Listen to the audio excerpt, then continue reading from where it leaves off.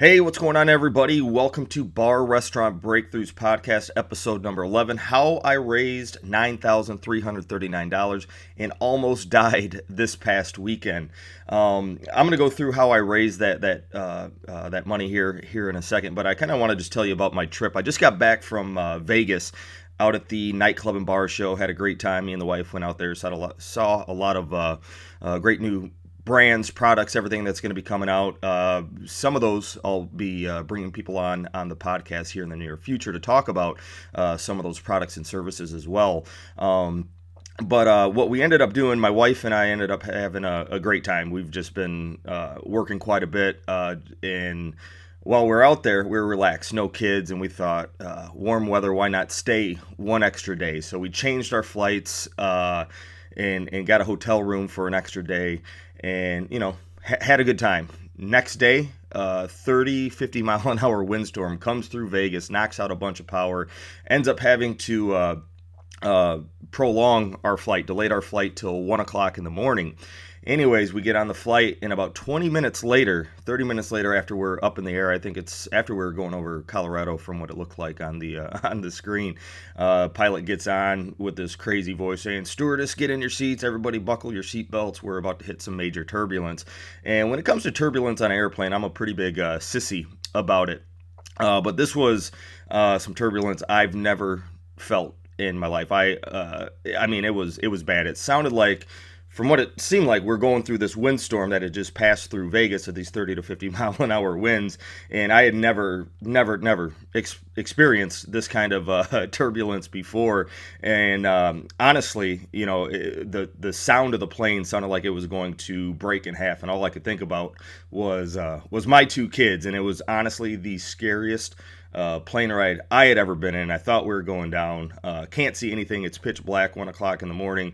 Everyone else is kind of freaking out. And when you see kind of terror on the face of a stewardess, or you hear kind of some fear in a pilot, that makes you a lot more scared. But we ended up making it through it, but it was, I would say, the scariest point of my life. I was shaking. My heart was going like crazy. I thought I was going to have a heart attack. But I just wanted to share that fun little story with you, kind of tell you about the experience that we had in Vegas. Nightclub and Bar Show is always a great time. Again, a lot of great product services, a lot of those that I'll be bringing to the podcast for the people that I reached out to and created some great relationships with. But let's dive into how I just recently raised $9,339, and I did that for our local Boys and Girls Club. And so it was about 2 months ago. A buddy of mine, Steve, had reached out to me, who's on the board, and says, "Hey, state has cut funding for the Boys and Girls Club. We're just looking for other unique ways I can't think, to raise money, right?" And I said, okay. And he wanted my help, and so I came up with the idea. I says, we got to think about how can we make it fun for people to donate. Usually people just write a check, say, "Here you go," and they do their good deed, and that's it. I says, we need to think about a way, if we want to try to raise as much money as we can, how can we make it fun? How can we make people feel like they're getting a value from it? And so I came up with the idea of doing a guest bartending event where we'd bring in some local celebrities, and also just some other, people within the community, or even people from the Boys and Girls Club, who could come in, guest bartend, and I'll go through kind of how we ran that afterwards. But so that was the idea. But then it was, okay, guest bartending's nothing new, right? It's been done before, and I thought, how can we make this different? How can we make this unique? So the idea that I had behind this, the way that we structured the whole thing, was, I'm always about helping out with charities. So I told them, and I wanted to raise as much money as we could for them.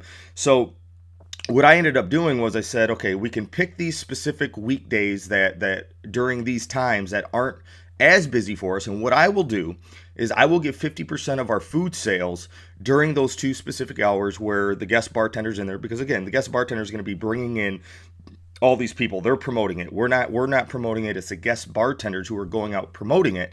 And I says, but how are we going to get these guest bartenders really to get as many people as we can in there? Instead of just saying, yeah, I'll guest bartender, it's just, our customers. I said, we got to give them some kind of incentive. So I came up with the idea. I says, how about this? Let's give the winner, whoever raises the most money, let's give them $1,000. And so then that would drive and boost their motivation to go out and get as many people as they can. And so that's what we did. Okay, so that was the idea behind that, on how can we get them to really go out and bring in as many people as we can.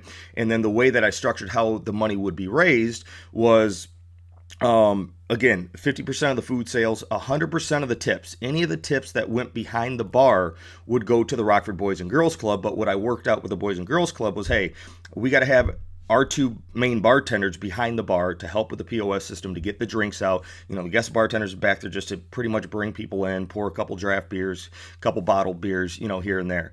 And I said, and they can't lose money out on their shifts, so we worked out a deal where $50 went to each guest bartender. They made $25 an hour cash in the tips, and then the rest of that would go to the Boys and Girls Club. So we did 100% of the tips. And then we did 50% of food sales, and then we also went around and did a 50-50 raffle.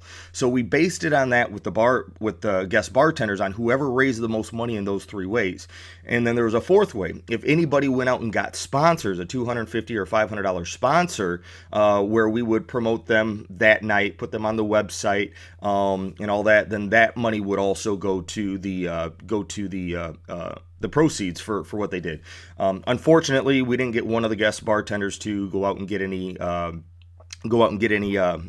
sponsors, but I went out and I did get one sponsor for $500, heating and air conditioning place, because I wanted, for the $1,000 that we were giving away, I didn't want that coming out of my pocket with me doing the 50% off on sales, for that to go to the Boys and Girls Club. So we used that money that would be going towards, that $1,000 prize. And so the way that this worked is, once we figured out exactly how are we going to raise the money, what are going to be all the multiple different ways, and how are we going to make this unique and different, and make it fun. Now it was, now we were able to approach the guest bartenders. And pretty much what I did was, the Boys and Girls Club knew some pretty high level people in the